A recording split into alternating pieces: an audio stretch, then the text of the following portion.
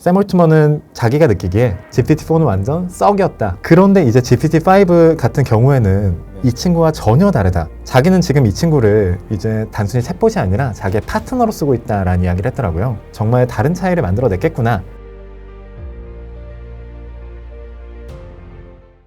근데 기자님, 이 비트코인이랑 혹시 AI랑 맞물려서 서로 뭐 생기는 투자 아이디어, 뭐 서로에게 끼친 영향 이런 게 좀 없을까요? 왜냐면은 저는 비트코인도 물론 긍정적으로 보지만 그보다 더 긍정적으로 보는 게 AI거든요. 사실 또 기자님께서는 AI 관련 또 책도 여러 권 쓰셨잖아요. 그래서 그 교집합에 대해서 어떤 부분을 좀 생각하시는 게 없을까를 좀 여쭙고 싶었거든요. 비트코인도 그렇고 이제 블록체인 기술이 이제 기존에 있었던 네트워크가 조금 다른 네트워크가 세상에 나온 거잖아요. 이 블록체인 기술 같은 경우에는 인공지능과 접목해서 기존에 우리가 이 인공지능의 단점이다라고 생각하는 부분을 굉장히 많이 획기적으로 개선시킬 수 있는 기술이기도 합니다. 저는 장기적으로 이제 이 블록체인 기술의 활용이 인공지능 시스템에서도 굉장히 중요한 역할을 할 거라고 생각을 해요.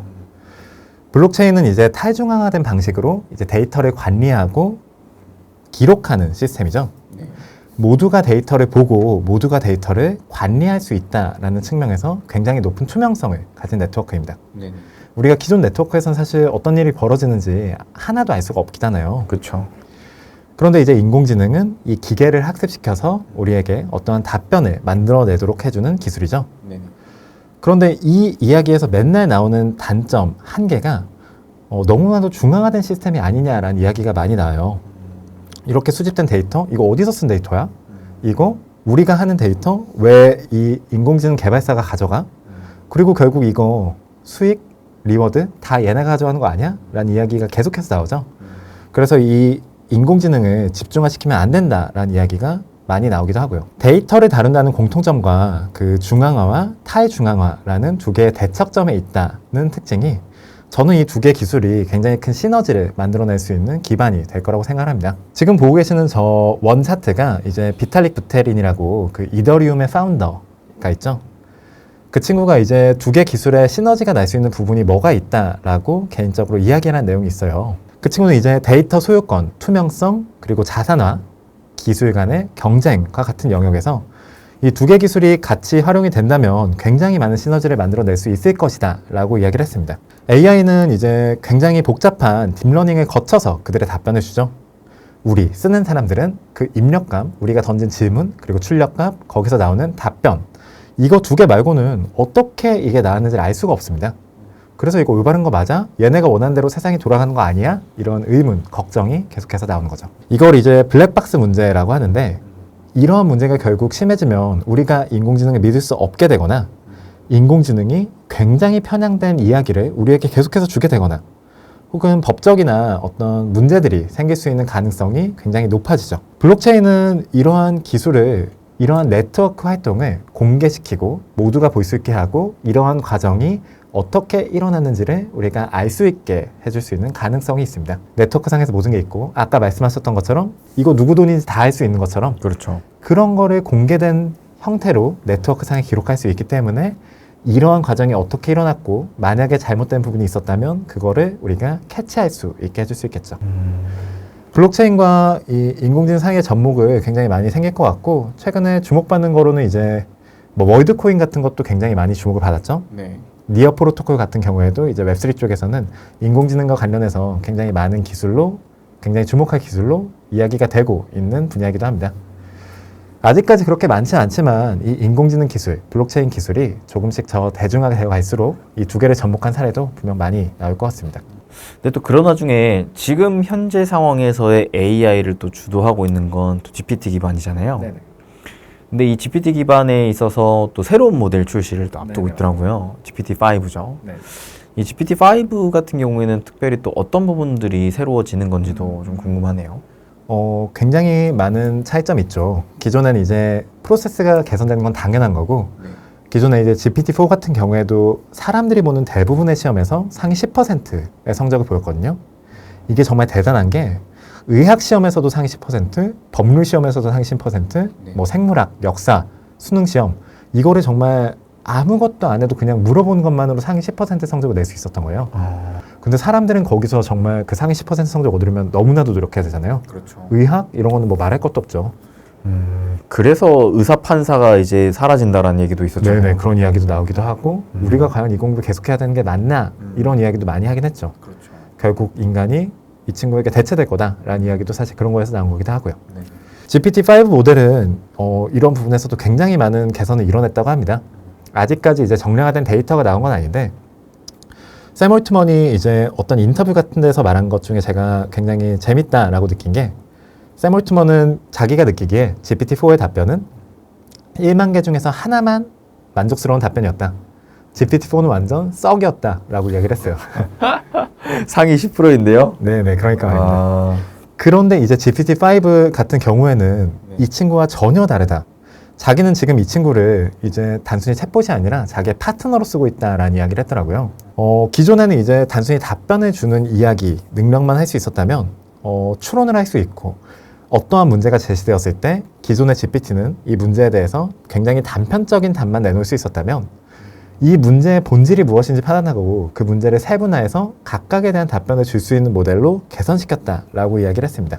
자기 기업 퍼포먼스를 위해서 얘기한 걸 수도 있긴 하겠지만 어느 정도 그래도 정말 다른 차이를 만들어냈겠구나 라고 우리가 기대할 수가 있는 거죠. 또 다른 차이점으로는 이 친구가 기존의 GPT는 이제 약간 텍스트로 우리가 질문, 답변을 진행했었죠. 네. GPT-5 같은 경우에는 이제 말하기, 이미지, 코드, 그리고 오디오 같은 것들을 종합적으로 다루는 멀티모달 기술이 본격적으로 제시가 될 것이다 라고 이야기를 해요. 지금 보고 계신 사진이 이제 GPT에게 어떤 질문을 던졌을 때 우리가 이미지 분석을 기반으로 얻을 수 있는 답변인 건데 질문이 이제 저 줄이 끊어지면 어떤 일이 일어날까? 라는 질문이죠. 그러면 사람들은 이제 뭐 풍선이 날아가겠지 라고 생각할 것 같습니다. GPT도 이제 저 사진을 보고 풍선들이 날아가 없어질 겁니다 라고 이야기를 할 수 있게 되는 거죠. 이게 정말 저희가 기존에 봤던 이 인공지능과 전혀 다른 인공지능이 우리의 삶 속에 다가오고 있다라는 거를 보여주는 사례예요. 우리는 이제 더 이상 저 GPT, 챗 GPT랑 대화만 하는 게 아니라 저 친구가 이제 여기 앉아 있을 수도 있고 여기에 우리의 삶 속에 함께 하면서 우리의 냉장고 열어보고 우리 주인이 좋아하는 소세지가 다 떨어졌네? 소세지 좀 주문해야겠다.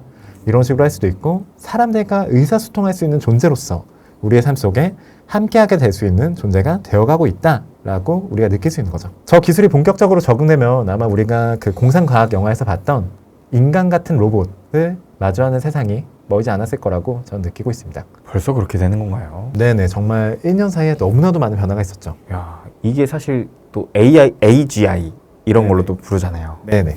인간과 동일한 수준의 업무를 할 수 있게 되는 인공지능이라고 많이 이야기를 합니다. 참 무섭습니다. 무섭죠.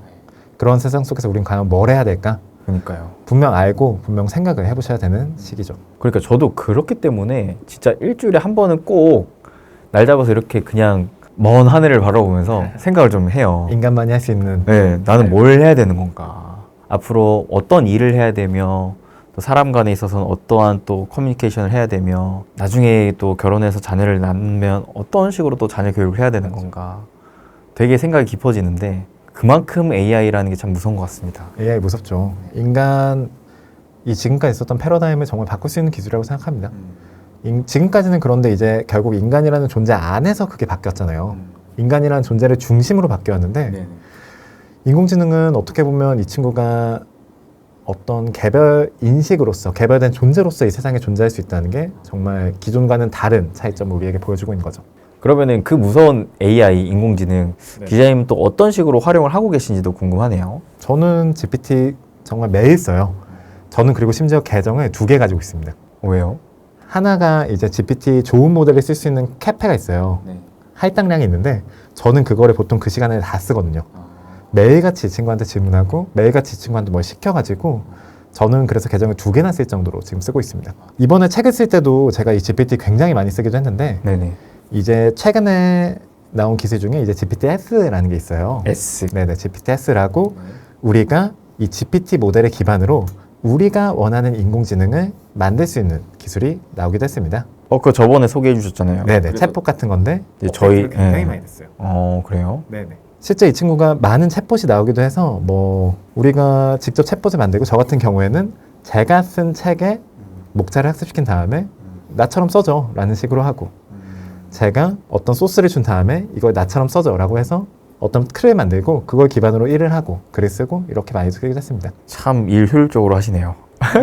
이게 없었으면 정말 저는 못했을 거라고 생각해서 한번 봐보시면 좋을 것 같아요. 제가 워렌 버핏 챗봇 이런 걸 만든 것도 있어서 간단하게 혹시 볼 수 있으시면 보여드리려고 가져왔는데 여러분들이 원하는 방식으로 답변을 만들 수 있게 이끌어갈 수 있다는 게 정말 다른 차이를 만들어요. 예를 들어서 워렌 버핏이라면 코카콜라에 어떻게 투자할까? 굉장히 좋은 주식이라고 하겠죠. 워렌 버핏이라면 게임스탑 같은 주식에 대해서 어떻게 평가할까? 살만한 가치도 없는 주식이라고 이야기를 하겠죠. 그런 식으로 여러분들이 관심 있는 사람 열심히 학습시켜서 여러분들이 쓰실 수도 있고 책 같은 거 쓰실 수도 있고 콘텐츠도 만들 수 있고 굉장히 많은 것을 하실 수 있습니다. 나는 100페이지짜리 글을 쓸 때 100페이지에선 피곤해서 처음처럼 못 쓸 텐데 얘는 1페이지, 100페이지 똑같이 처음처럼 쓸 거 아니에요? 인간과 다르지만 분명 우리가 쓸만한 부분을 인식하고 어떻게 쓸지 고민을 해야 되는 기술인 것 같습니다. 안 쓰면 손해인 것 같습니다. 안 쓰면 손해죠. 무조건 쓰셔야 됩니다. 저도 그래서 저도 그렇지만 저희 직원분들에게 GPT 결제해 줄 테니까 저한테 써봐라. 네네. 근데 정말 쓰면 쓸수록 업무의 효율이 대단해요. 너무나도 빨라져요. 네, 정말 대단해요. 최근에는 심지어 이제 보이스를 텍스트 바꾸는 거를 이제 다른 언어 보이스로 바꾸는 기술도 나왔잖아요. 그러면 맞아요. 이제 수빈쌤 같은 크리에이터 분들도 더 이상은 이제 한국만이 아니라 그렇죠. 세계 시장을 무대로 활성화하실 수 있는 기반이 될 수 있는 거죠. 네. 우리가 저희 같은 경우도 비즈니스 할 때 제가 커뮤니케이션을 챗GPT로도 많이 하거든요. 도움을 정말 많이 받으실 수 있는 서비스입니다. 근데 또 기자님께서 AI 쪽에 있어서의 또 기업들한테도 관심이 있는 걸로 알고 있거든요. 저번에 그 마이크로소프트 기업 맞습니다. 또 굉장히 관심이 있다라고 하셨는데 혹시 AI 관련해서 요즘에 좀 관심 있게 보고 있는 기업이 또 있는가도 궁금하네요. 지금 보시는 그래프가 이제 최근에 공개된 이제 AI 시장이 어떻게 나뉘어져 있는가라는 그래프예요. 이제 많이들 보시는 기업들 있죠. 데이터 센터, GPU, 뭐 엔비디아 압도적이고 이제 모델이나 플랫폼 혹은 서비스 같은 분야에서는 어떤 기업들이 두각을 나타내고 있나라는 걸 보여주고 있는 건데 저는 여기서 이제 많이들 보실 기업이긴 한데 마이크로소프트, 아마존, 구글 이 세 개 기업 여전히 좋은 상황이다 라고 이야기 많이 드리고 싶어요. 저 같은 경우에도 이제 작년에도 그랬죠. 작년에도 제가 여기 나와서 엔비디아와 마이크로소프트 그렇죠. 이 AI 시장 보시는 분들이면 꼭 한번 보셔야 되는 기업이다 라고 이야기 드렸는데 올해 이제 업데이트가 많이 됐는데도 여전히 너무나도 좋은 상황입니다. 물론 이런 거 보실 때 이제 뭐 경기 추세를 안 볼 수는 없죠. 네. 우리가 경기 추세가 이제 회복세에 들어가야 하는데 그런 상황 속에서 우리가 이 특히 가운데에 있는 기업들, 모델, 플랫폼 영역에 있는 기업들은 상대적으로 이제 엔비디아 같은 AI 테마주보다 상승폭이 낮기도 했었고 조금 더 공격적인 상승폭을 기대할 수 있는 부분들이 아닌가. 그리고 이 친구들이 이 AI 기술을 공격적으로 적용할 수 있는 친구들이 아닌가라고 생각을 많이 합니다. 알파벳 같은 경우에는 최근에 이제 검색 실적 개선이 발표되면서 그 가격이 조금씩 오르기도 했는데 최근에 이제 그 중국 시장 틱톡 금지가 굉장히 이슈였잖아요. 네.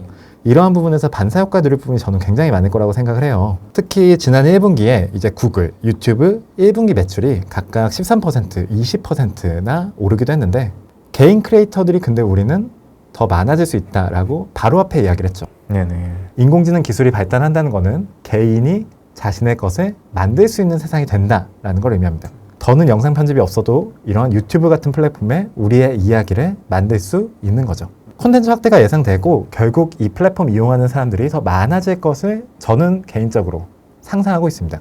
지금까지는 그리고 이제 인플레이션도 그렇고 경기 상황이 나아지진 않는다. 금리 계속해서 오르니까 우리 추가 투자 줄여야 된다라는 게 기업들의 기본 기조였다면 이제 기업들이 점점 상황이 조금 나아지지 않을까라고 기대를 하고 있는 상황이죠.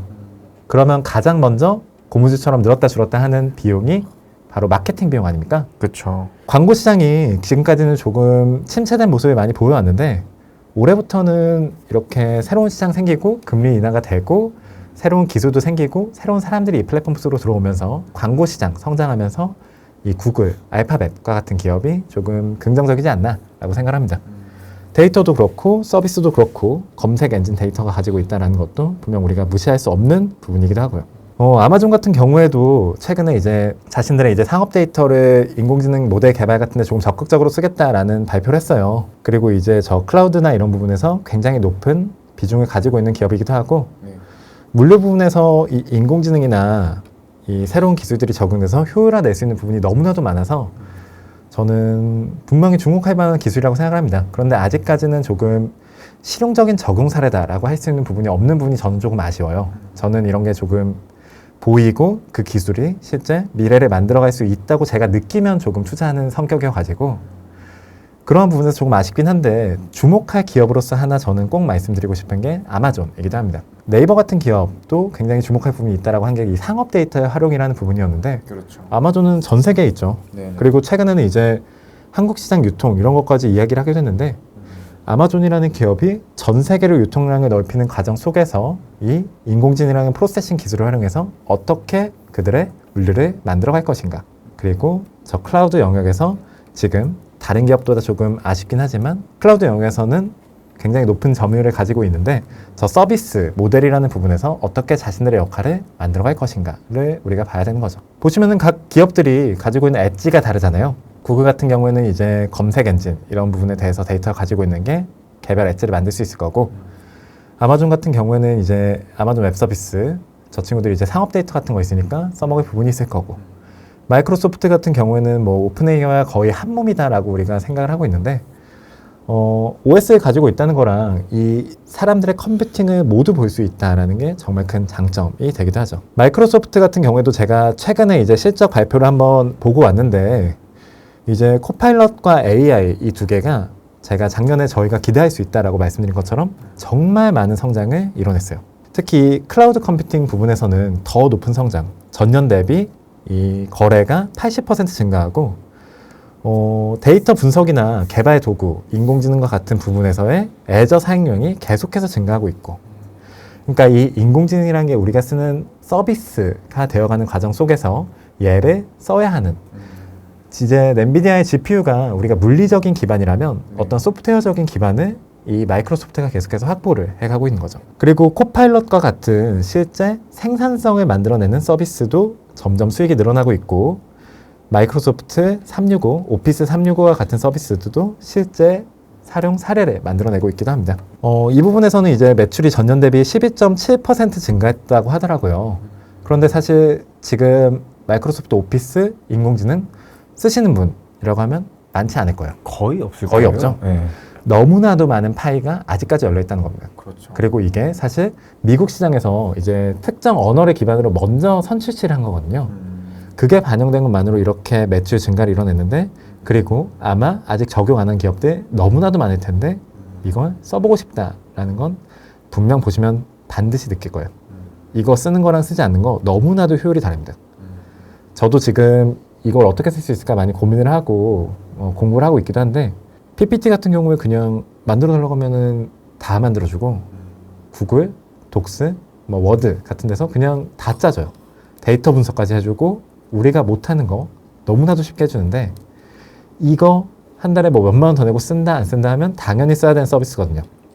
우리에게 새로운 풀이 열리고 있는데 이게 실제 수익 모델로 선순환을 만들어내는 순간 한 기업이 쓰면은 분명 다른 기업도 쓸 수밖에 없을 테고 효율성이 너무나도 다르니까 그렇죠. 그러한 굴레를 이제 막 굴러다기 이제 시작했다. 그리고 그걸 사람들이 지금에야 조금씩 느껴가고 있다라고 볼 수 있을 것 같아요. 그래서 이 두 개 기업은 저는 꼭 한번 보시면 좋을 것 같다라고 말씀을 드리고 싶습니다.